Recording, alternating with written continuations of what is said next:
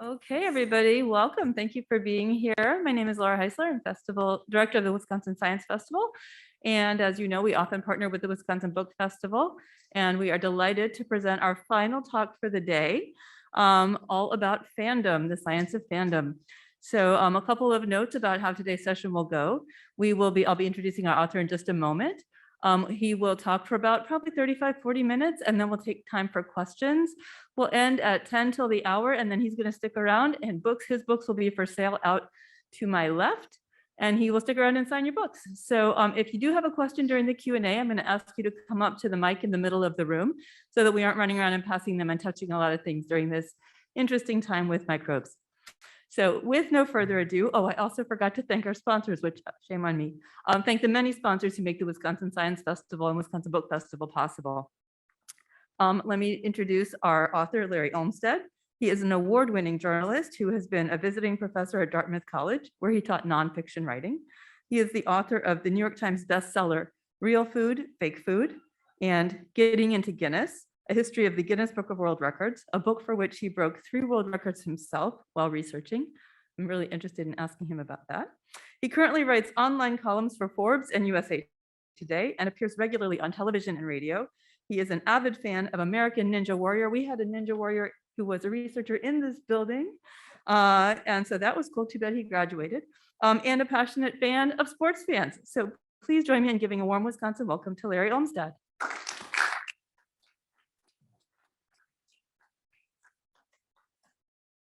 Thank you. It's really good to be here. I was actually supposed to do an event in Madison for my last book in 2016 that got canceled sort of last minute. So it's taken a while, but I have finally made it. Back then, I was doing a lot of these events, and strangely, they were all in person. This is actually the first in-person event I'm doing this year for this book. So I had to wear pants and apparently a mask. It's like a big change of scenery here. So I do have some notes, but I'm going a little bit off script because I had an interesting experience last night on my way here that completely changed my talk. I was flying here on United. I was in the lounge, the United Lounge in Chicago, and this woman at the bar asked the bartender to turn on the Red Sox Astros game. And he was having a little bit of trouble working the TV, but she persisted and got him there finally and got the game on. And I didn't think too much about it. A few minutes later, I left and went to my gate. And I travel a lot. I fly United a lot. So I have status, whatever that means. And even though I was flying coach, I got upgraded for the 59-minute flight to first class here into Madison, all 3 rows of it. And I get on the plane and sit down, and the woman comes and sits next to me. So she asked me some question about Madison, and I said, I don't know, I've never been there. I can't really help you. And she said, yeah, I've never been there either. So I said, what brings you to Madison? And she says, well, I'm from DC. I'm a big fan of the Washington football team, and they're playing Green Bay at Lambeau this weekend. So tomorrow at this point, this was yesterday. And so being a fan of sports fans, this is like music to my ears. So I started asking her all these questions, and she's a partner in a DC law firm, and she's come out from DC to go to this game. And she said, you know, if you're a sports fan, if you're a football fan, you have to make this pilgrimage to Lambeau at some point. She was all excited to go. And it was interesting because, so then she asked me, why are you going to Madison? And I told her about the festival and the book, and she immediately pulled it up on her phone and went to Amazon, looked at the picture of the cover, bought it. And so the purpose of this story is that you should all do the same thing right now, your phones. I'm kidding, that's not actually the point. The point is that one of the things that I looked at when I wrote this book was, you know, who are sports fans? And I found that non-fans, who are the minority of the people in this country, have a sort of negative view of sports fans that's formed largely by stereotypical depictions in media, TV, movies.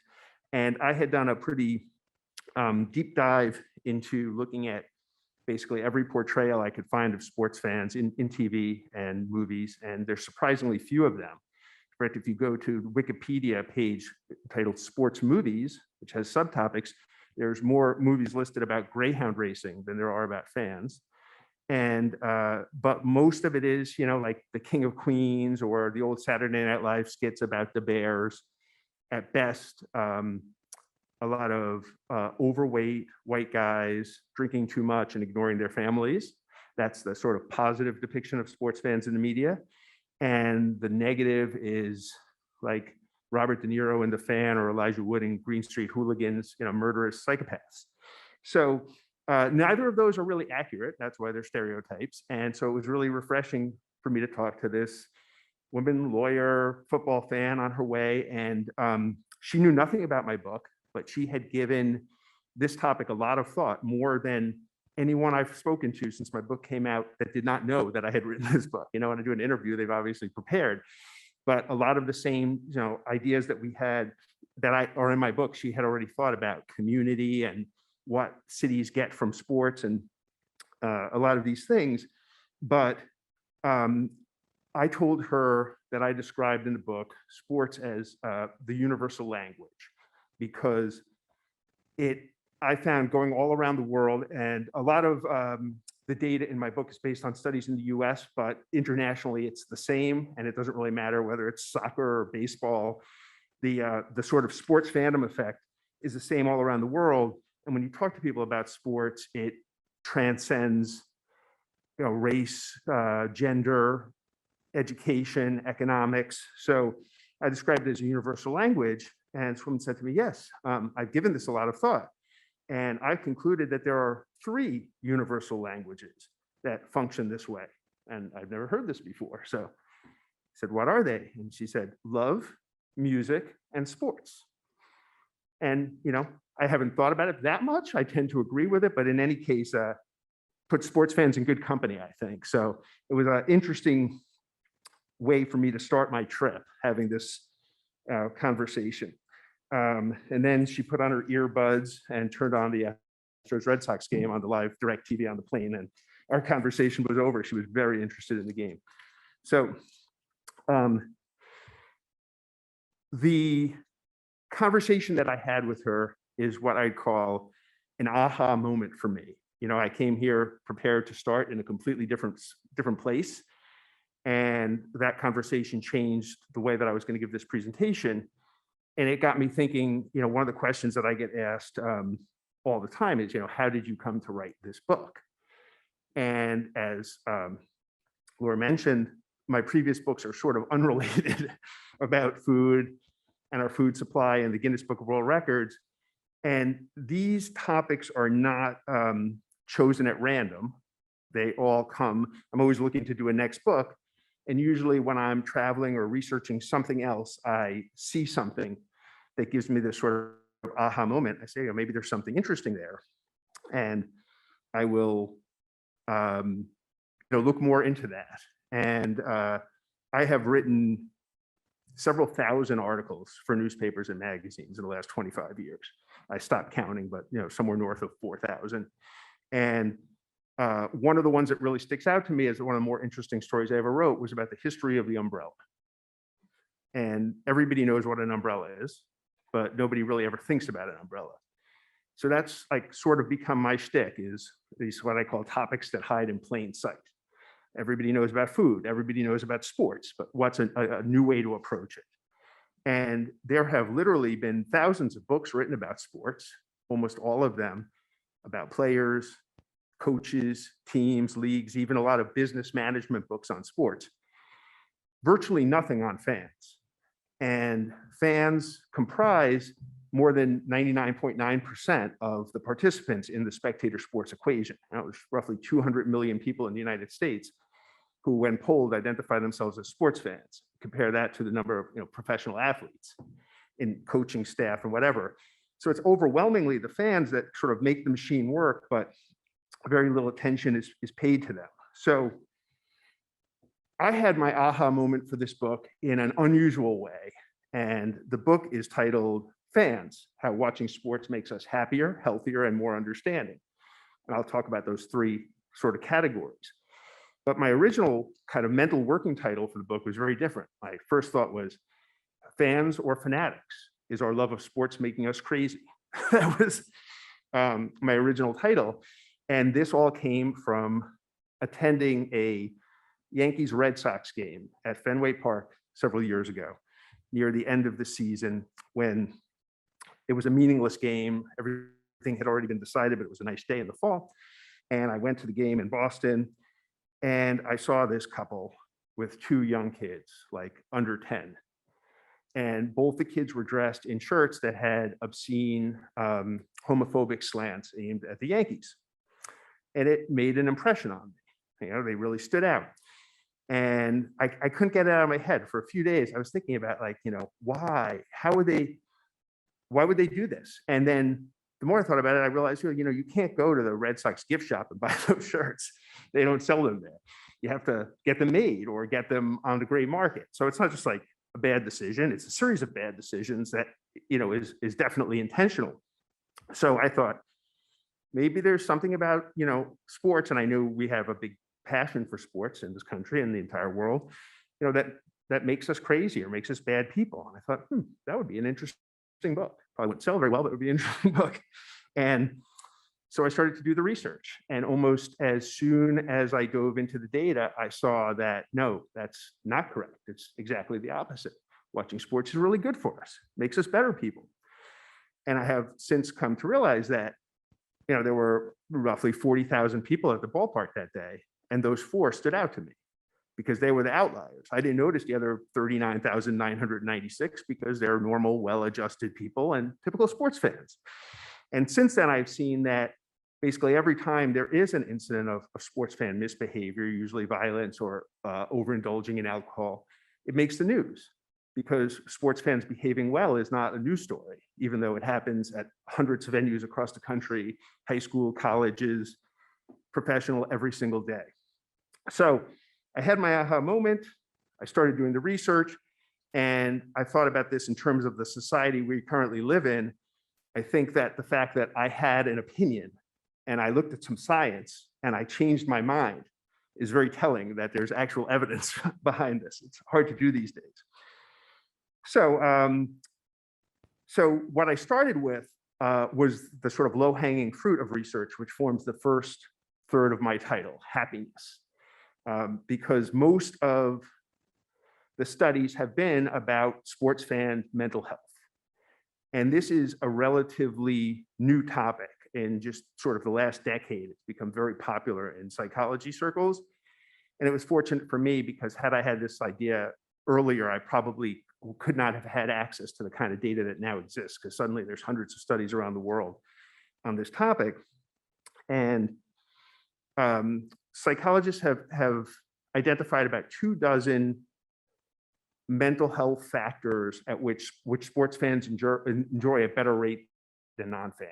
Things like higher self-esteem, lower rates of depression, more satisfaction with their social lives. And some of them are kind of redundant. It doesn't really seem like 24 to me. It seems like 6 with different names, but they all sort of stem from one cause, which is this sense of community that we get from being sports fans. And humans, it's in our DNA. We're tribal creatures ever since caveman days. We want to form groups and clans and cities and villages and communities and nations. And we want to do that both in the real world in which we live and emotionally.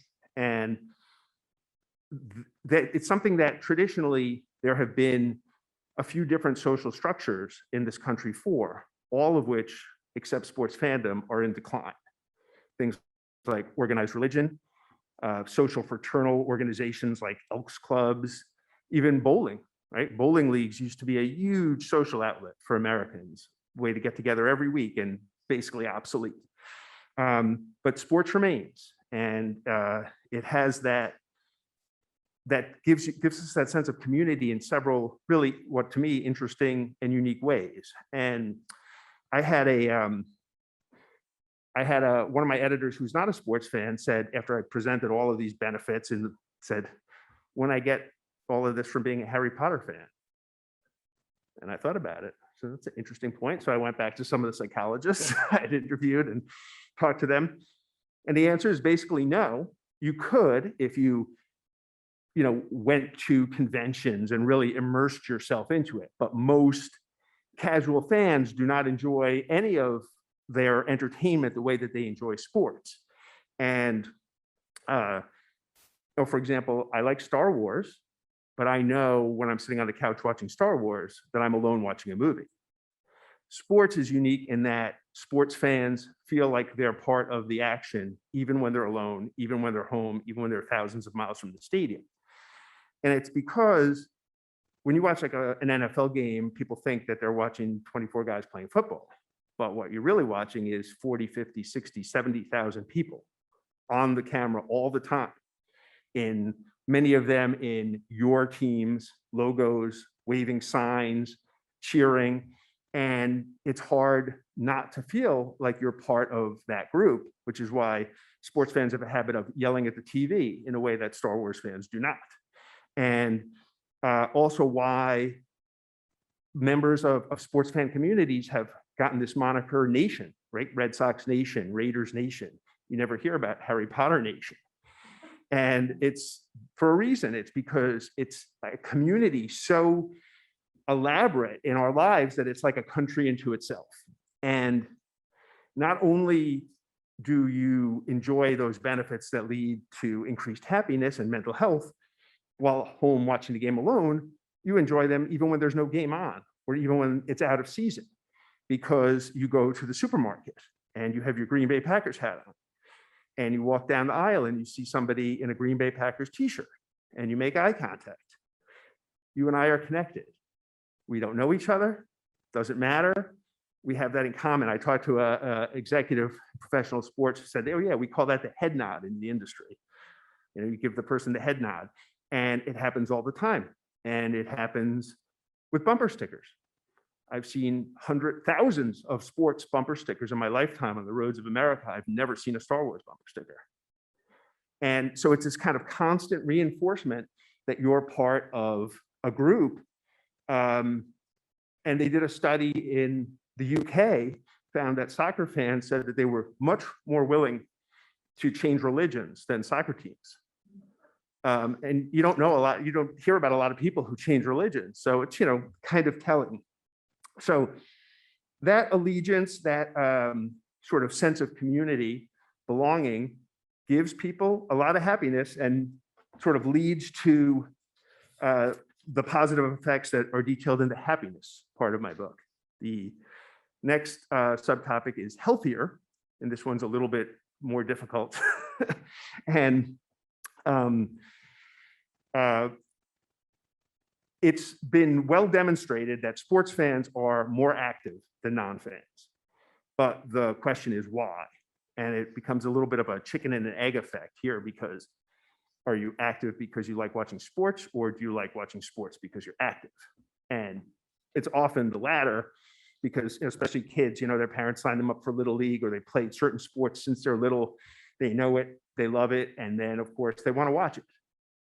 So I wanted to see, because of the sort of couch potato stereotype of the sports fan, whether there was any evidence that simply watching spectator sports could make us healthier. And there's something that the researchers call the participation effect, which is when you are transformed from an otherwise sedentary observer into an active participant through the act of watching. And Laura mentioned American Ninja Warrior. And one of the reasons I enjoy American Ninja Warrior is because it is a really vivid example of the participation effect. Because right now, there are hundreds of ninja training gyms across the country where kids, and often their parents, people of all ages, go and do all this crazy stuff. And before the show came on TV, there was no such thing as ninja training. There was no ninja training gyms. People saw this on TV. It created a new kind of exercise that a lot more people do than participate on the TV show. Most of the people who go to most of those gyms are never going to be swinging through downtown Las Vegas. So that to me is like a very clear, though small scale example. The biggest example of this is the Olympics, which fortunately now fortunately for the public good, happens every 2 years. It used to be every 4 years until they switched the schedule.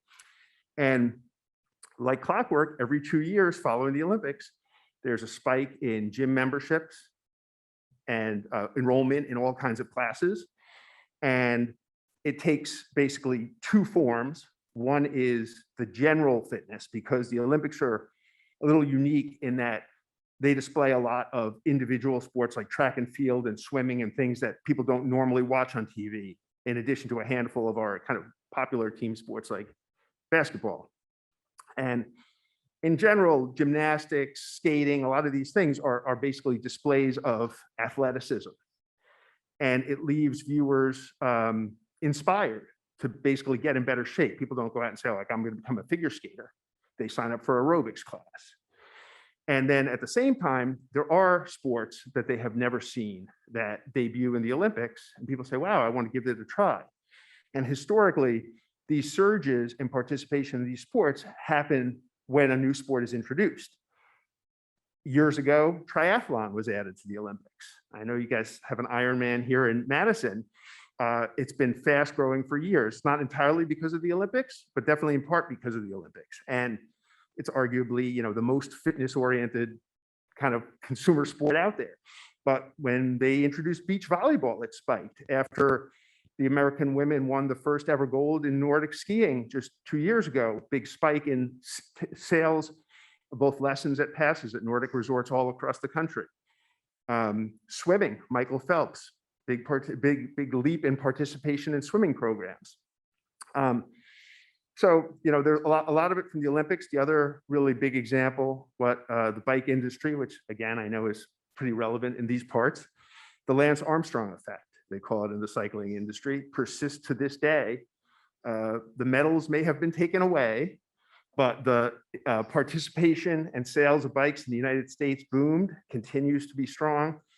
And not only that, but really fueled the entire kind of charity ride movement in this country, all these centuries for different charities, which in turn fueled a boom in like fun runs and 10Ks and half marathons.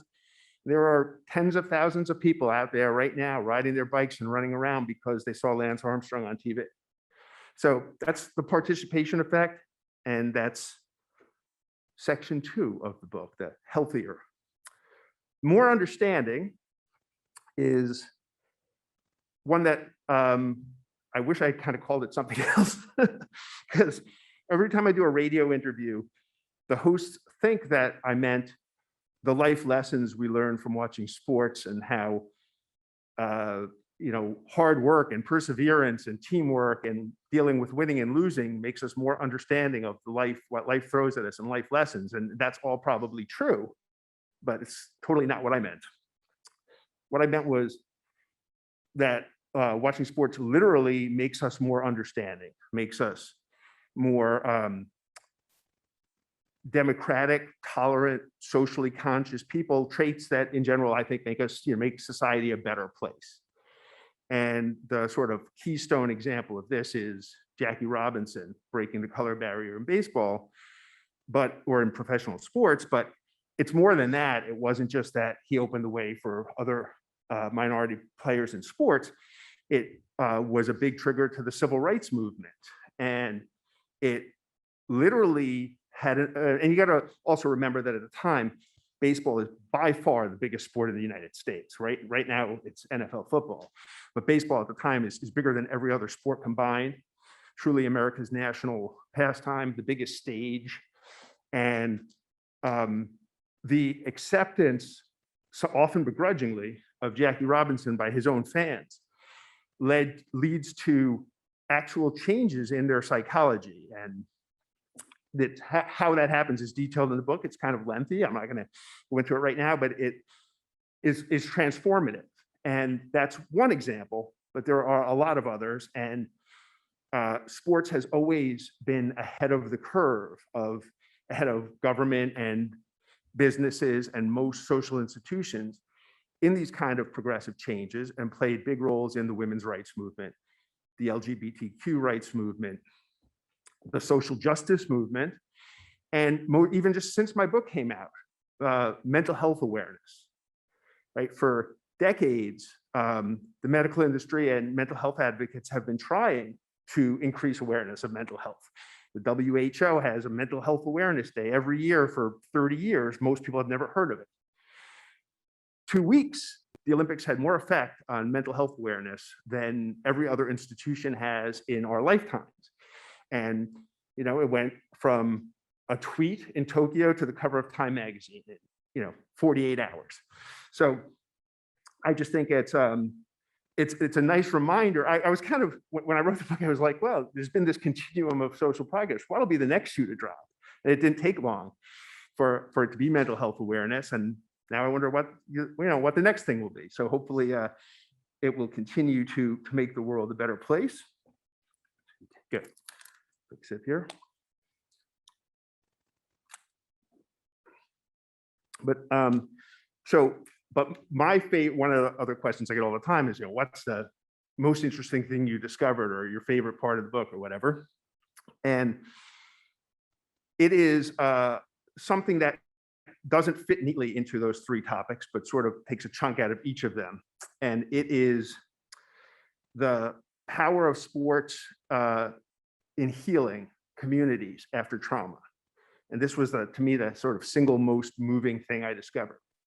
And it happens to individuals, people who've gone through a loss, be it a divorce, a death, or whatever, who find, sort of solace in sports, but also at the much bigger level of local communities, cities, even the entire nation. And the big example is 9/11, which Major League Baseball just, I don't like to say celebrated, but commemorated the 20th anniversary of last month. And prior to the current pandemic, the cessation of sports after 9/11 was the longest in US history, about 8 or 9 days before sports resumed after 9/11. And when they did, the first professional sporting event in New York City was a Major League Baseball game at Shea Stadium, Mets versus the Braves. And the sort of historical consensus is that everybody who did not live in Atlanta was rooting for the Mets because they felt like New York deserved a win at that point. And New York did win, as often sports so often conveniently gives us kind of fairy tale Cinderella finishes. Mets catcher Mike Piazza hit a booming home run that was replayed a lot last month for a come behind victory at the end of the game. And I talked to a lot of people who were at that game. And it was interesting to me because just like everybody remembers where they were on 9/11, everybody who was at that game kind of vividly remembers every detail of the game from like the national anthem on. And one of those people at the game was a woman named Carol Gies, and her husband was a lieutenant in the New York City Fire Department who died in the Twin Towers. And he had also coached their 2 sons in Little League. They were a big sports fan family. And they were invited to the game, Carol and her 2 sons. And, she said that it was kind of a hard decision to go, but eventually they decided it was sort of the right place to be. So they were at that game. And she said, when that ball went over the wall, I saw my children smile for the first time since they lost their dad. 9/11 went away for that one split second. And to see my children excited and smiling, I was like, you know what? We're going to do this. We're going to get through this. And so I went to the National 9/11 Museum, which is in the foundation of one of the towers, where one of the towers was. And I went there because they were having a special exhibition called Sport After 9/11 about this topic of healing. And I met with the curator of the exhibit, and he was from New Orleans, and he told me about how the Saints, really gave the city a huge emotional lift after Hurricane Katrina. And, and the exhibit showed that this is, I'm from Queens. So I used to go to games at Shea Stadium. I actually worked in the World Trade Center when I was in high school. So the 9/11 example was really poignant to me, but I learned that it's not a new thing. It happens again and again throughout history. And the ancient Greeks used the Olympics as a little brief respite in a cycle of never-ending war.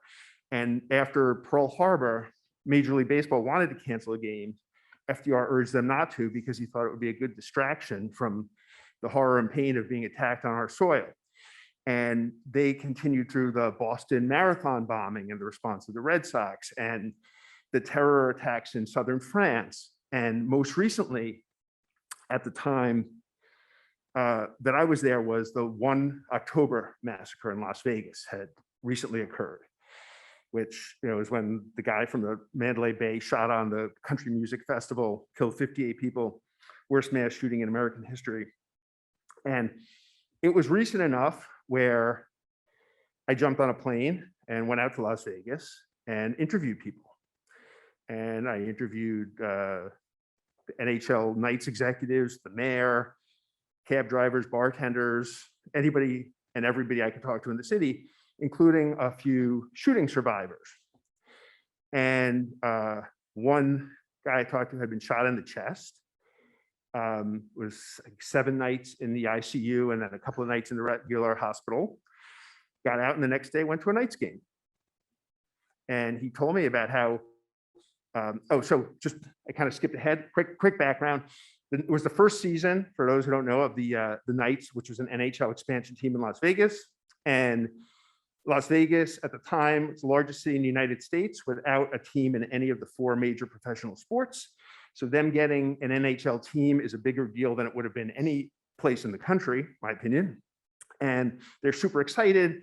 And then the shooting happens 9 days before opening day.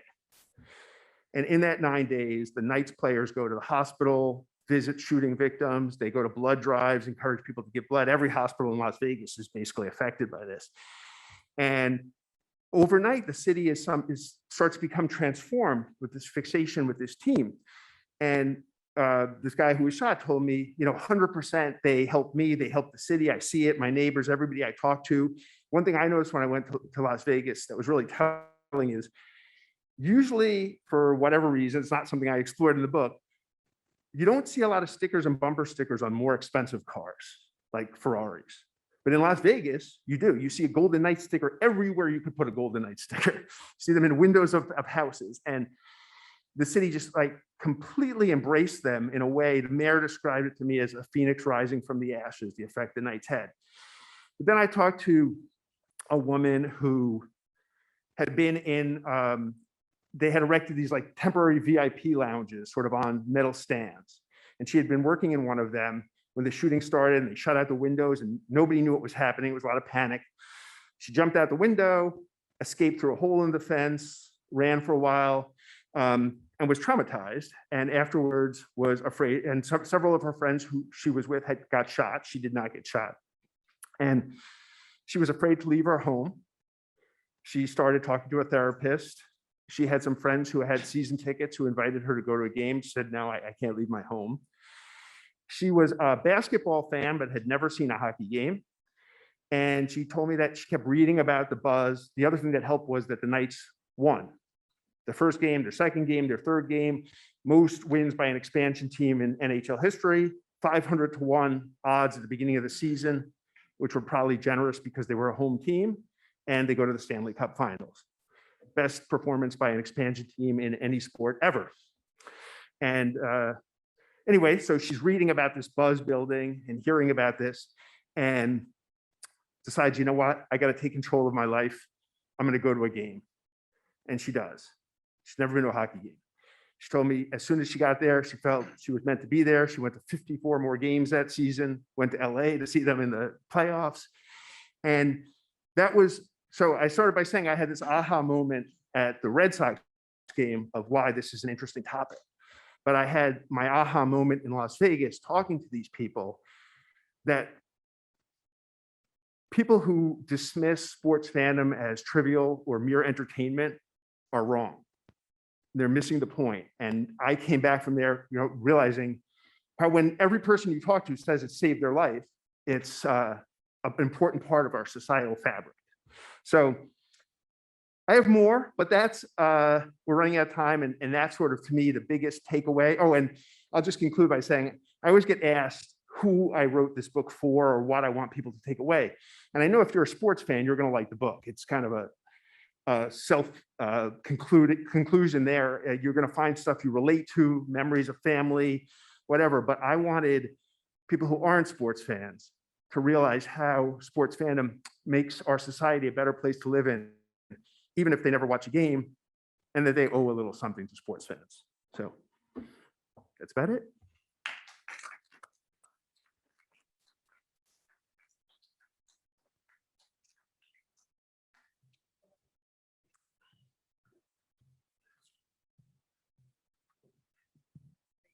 I have two questions. One is, what is the flip side of the coin and othering people who are fans of others' teams? Do you have any thoughts on that, or do you speak about that in the book? And then another paradox I'm wondering about is, within any sports fandom, there's a lot of racial diversity, and yet our divide isn't coming together. So do you touch on that at all, about sort of racial diversity and sports, sharing a love of a sports team as a possible bridge? Yeah, so first question is, yes, at the beginning, it really, I don't think hate is a word that we should throw around lightly. So it used to really bother me when I would talk to fans, and Denver fans would say, we hate San Francisco, or Red Sox fans, we hate Yankees. But I kind of realized they don't actually hate, like, they don't hate you because you're a Green Bay fan. They hate the idea, because it's a rivalry. And I have spent enough time now in airport bars talking to fans of other teams to realize that it's not, it's like a friendly bickering. It's not an actual hatred. And on top of that, I have a chapter about fantasy sports, which is relatively new and continuing to boom in popularity. I don't remember the number off the top of my head, but it's 50 million people in North America plus playing fantasy sports regularly. And that is really, the psychologists have already been studying it. It's changing the paradigm again, because now you've got the players from the team you hated on your team, and you now want them to do well.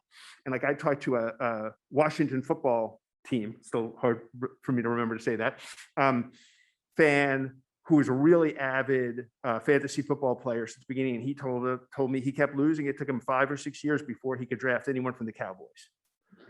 But he learned his lesson. And it is, the studies are already showing it. It's sort of producing a kinder, gentler sports fan, except in college. And the second question is, yes, all of the social progress is a slow continuum of kind of 2 steps forward, 1 step back. So I look at it as, has sports solved the issue of race in America? Well, no, of course not. Has it improved it? Yes. I think it continues to improve it. But one of the things is, I get a lot of questions about activism, and sometimes on the radio, people call in and say, like, don't you think sports have become too political?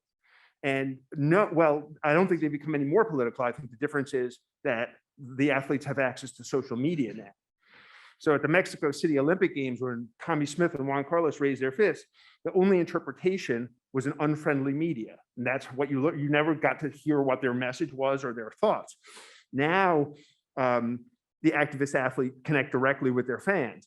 And, the activist athletes represent the demographics of athletes. So I think when people object to that, it's a form of racism, unfortunately. I think this has some similar elements. We're a pretty aggressive and xenophobic species. And I've often just thought that sports is a nice conduit for that, a safer conduit than war. And you haven't talked about war. So is it true that sports takes the place of going to war, and both creating community, I hate to say principally for men who might be aggressive, and that they can either go to war or they can play sports, and it's, yeah, it's more, there's a path of thought that I don't particularly agree with, that it's a metaphor for war, a way of, kind of acting out Latin urges. Does it actually take the place? No, I don't think there's any incident where instead of going to war, we played sport, like, let's solve the oil crisis by playing soccer. Usually there's a reason, not always a good reason why you actually go to war, but not one that can be solved by sports. However, sports has, I mean, there's a kind of lofty chapter in my book titled Sports and World Peace. And I talk about the use of sports in diplomacy. And I talked to, some ambassadors and UN officials. I mean, the UN has an entire division devoted to using sports to promote peace. And as does the Vatican. And some of the things like in some African countries where they just arrange soccer games where they mix the participants of two different countries or two different tribes, and they have to play a game together. And for often it's like the first time any of their families have seen them cooperating in any way. But to me, in each of these topics, there's, a sort of a keystone example. And for this, it would be South Africa, where you have what's generally considered the greatest transition from tyranny to democracy in human history, really ushered in by the use of rugby fandom by Nelson Mandela. And there's a movie about it, Invictus, with Morgan Freeman and Matt Damon. But that actually was made from a really excellent book that I recommend called Playing the Enemy by a British journalist, and really details how deeply thought out for years Mandela had this plan to set in motion to use rugby fandom to sort of basically avert civil war. So. Yeah, thanks. I'm wondering if you've looked at all at how a younger generation comes to be fans. It's been noted that ticket prices are skyrocketing, harder for young kids to go to games, especially with families. And then you marry that oftentimes with playoff games starting later, and it's harder for kids to stay up and watch that. And I'm wondering if you've seen any trends along those lines and the impact on younger kids becoming fans. Yeah, absolutely. And it was said at the beginning that I've become a big fan of sports fans, and I am. I'm not so much a fan of sports leagues.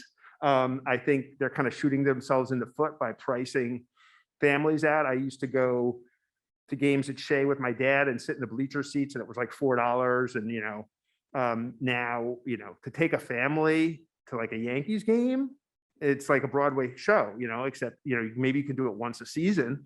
Same with the NFL. I mean, I just saw that the new Chargers stadium charges $150 for parking.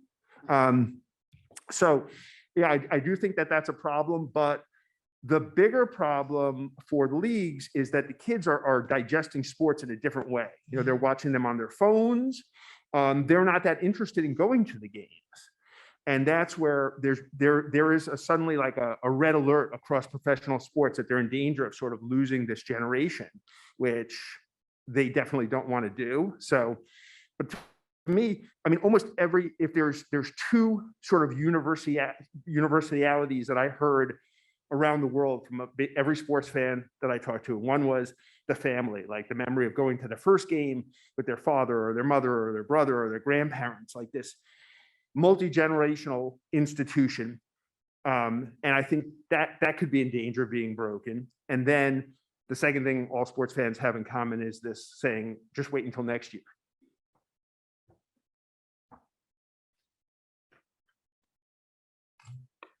We've really been enjoying hearing your aha stories and hearing about, different people that you've interviewed. I coach volleyball and basketball at the middle school level, and my boyfriend is a hockey official at the high school and college level. And so what we're wondering is, have you interviewed any coaches or officials that have really stood out to you or that you have aha stories about, or have you gotten a unique perspective from coaches or officials that you maybe mention in your book?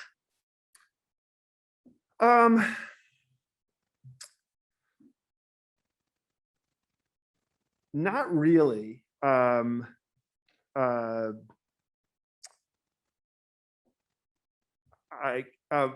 Tagliabue, the former NFL commissioner, was probably the biggest industry person that I spoke to. And what was really interesting was he was there right at the sort of birth of social media. Like the smartphone came on the scene while he was commissioner, and was quickly changing like the dynamic of the way the players were seen in public, but not so much about, coaching or officials. And I wish I had talked to some officials, because that's probably, well, I decided there was a lot of stuff that got cut and a lot of stuff that just wouldn't fit, entire chapters of the book that aren't in it because it was getting too long. And one of them was youth sports. And ultimately I decided that there's a lot of problems with parents in youth sports, but to me, it's not a fandom issue. It's like a parent issue. They're not upset because they're sports fans. They're upset because their kid isn't playing or whatever. So it's a sort of a different thing, but that's where I would have liked to have talked to some of the officials, because they bear the brunt of that.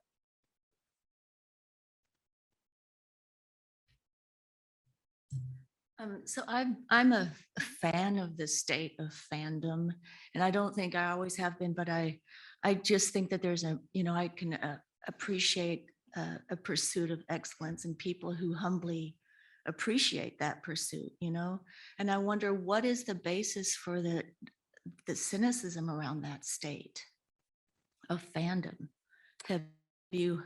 What did you learn about that? Yeah, I think the non-fans that I talk to basically have, bought into that kind of Saturday Night Live stereotype, and they constantly say it's a waste of time. You just sit on the couch. And I was talking to a doctor friend of mine who said this. It's like, seems like a waste of time. All you do is like sit on the couch and watch TV. And I say, well, what do you do when you get home from like a long shift? And she says, well, I binge, I forget what, Breaking Bad or whatever. I'm like, well, how is that, better than watching, a football game? So I think it's just, it is sort of a misguided stereotype. But, the other thing that I don't really get to talk about, when sports is sort of the last thing that we watch that demands you be there in real time. That's why advertisers love it. I mean, personally, like, I'm a Buffalo Bills fan. So when the Bills are on, I like DVR the game, try not to look for the first hour, and then go through all the commercials. But I'm not going to wait 17 weeks and binge the NFL season. No one is, right? I mean, so sports has a sense of immediacy that does require you to be planted, unfortunately, at sort of the prime time for doing other stuff, like on a Saturday or Sunday afternoon.